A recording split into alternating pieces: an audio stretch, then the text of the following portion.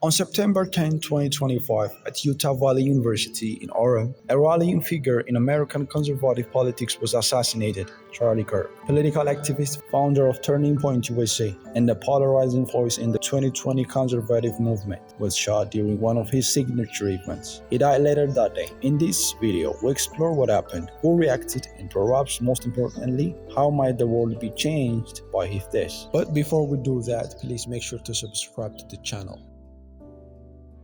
Kirk was speaking at his first stop of American Cambodia, engaging with young people in debate and public discourse. Approximately 3,000 people were present during a profoundly long debate. One of his formats inviting challenging questions, a single gunshot rang out. Kirk was struck. He was rushed to hospital but died later that afternoon at just 31. Authorities identified and arrested a single suspect, Tyler Robinson, 22 years old, Utah man. He is charged with aggravated murder and related offenses, and investigators believe the attack was triggered. News spread rapidly. Political leaders from across the spectrum condemned the violence. Former presidents, lawmakers, as well as media outlets expressed utter grief and called for unity. President Donald Trump announced posthumous awarding of the Presidential Medal of Freedom to Kirk. Utah Governor Spencer Cox blamed social media for fueling division, saying platform acts as a conflict entrepreneurs. Across the country, events were postponed, moments of silence observed, conversations about campus security, political extremism, and gap between the free speech and safety were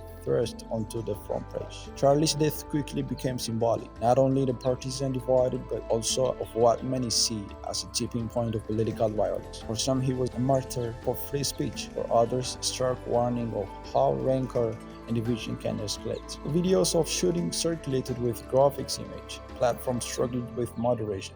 Debates about gun law and campus safety intensified. Critics argued for stricter measures of public events, and supporters for free speech raised concern about chilling effects if security becomes overly restrictive. Conversation about political polarization, radicalization, and responsibility of speech became central. Even outside the United States, Kirk's death resonated. Foreign press viewed it as emblematic of U.S. internal tensions. Some compared it to political assassination in other democracies. International human rights groupings warned that political expression was at risk when violence becomes targets.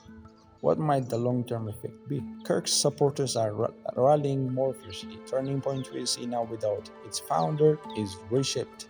Institutional continuity, leadership transaction, and role of his family will all matter. The universities and event organizers may impose tighter security protocols, changes in zoning, law enforcement presences, policy shift on political event safety could be on the horizon. There is danger that this tragedy becomes yet another flashpoint for division, blame, conspiracy theories, retaliation. Yet, some voices are calling for reflection, civil disclosure, rethinking how political figures engage with critics. This event forces renewed scrutiny of how media and social media shapes political identity and hostility. Discussions about speech inside freedom of expression. The assassination of Charlie Kirk didn't just take a life, it sent ripples through society, media, and politics. It forces hard questions about safety, about speech, about direction of democracy. Because in our modern age, when voices become a target, the consequences are no longer personal. They're public, they're shared, and they are part of the story we all live. Thank you for watching this video, and don't forget to subscribe and like the video for more related videos in the future.